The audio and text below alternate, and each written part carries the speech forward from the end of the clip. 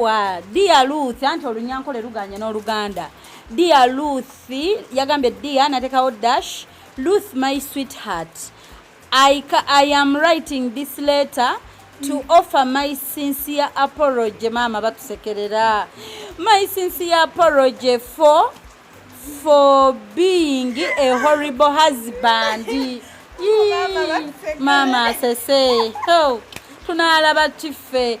At the moment I long for nothing more than your mercy. Asabe chisacho. No matter how much I tell you that I'm sorry, it won't be able to capture how truly I am. Bane oluzungu lw'amaanyi luno. My heart is in so much pain because I have made a big mistake. I shouldn't have raised my voice against you.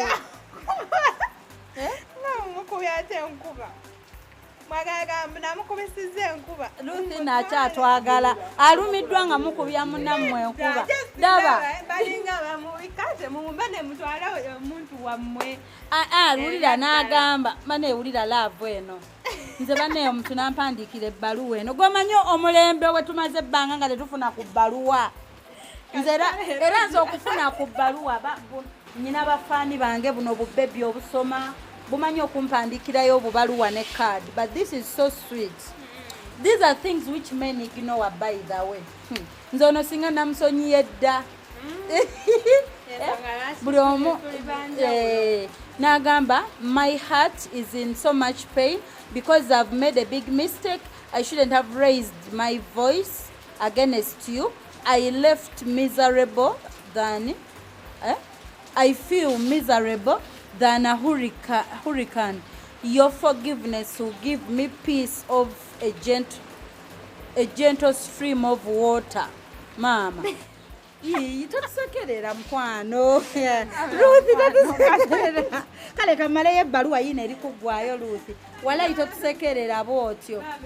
Whether the storm roars or thunder rumbles, I'll keep my voice down. Taliddamu kuboggolera wadde okuwanika omukono bw'ati akwegezeemu.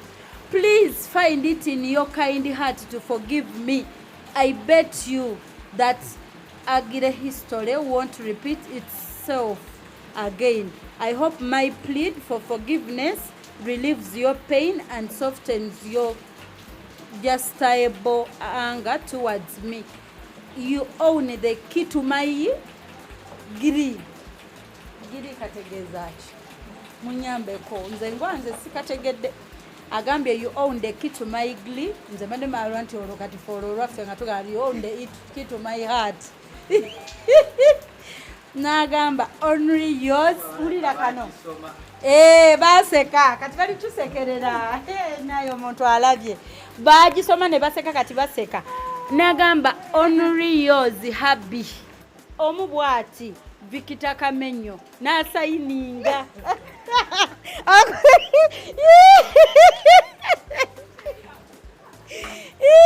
bannange mukama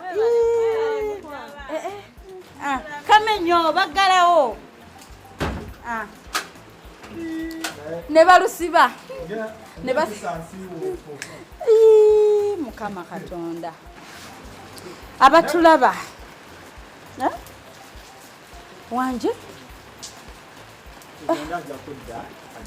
Kamenyo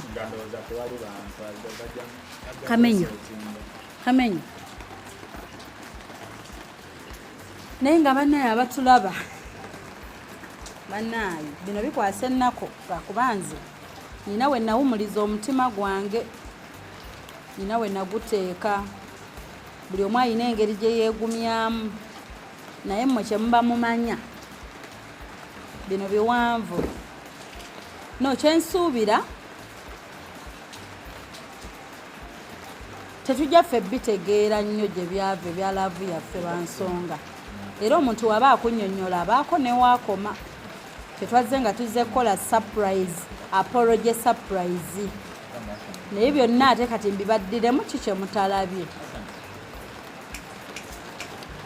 ffe tugende mulina kye mugamba Andrew mulina kye mugambawo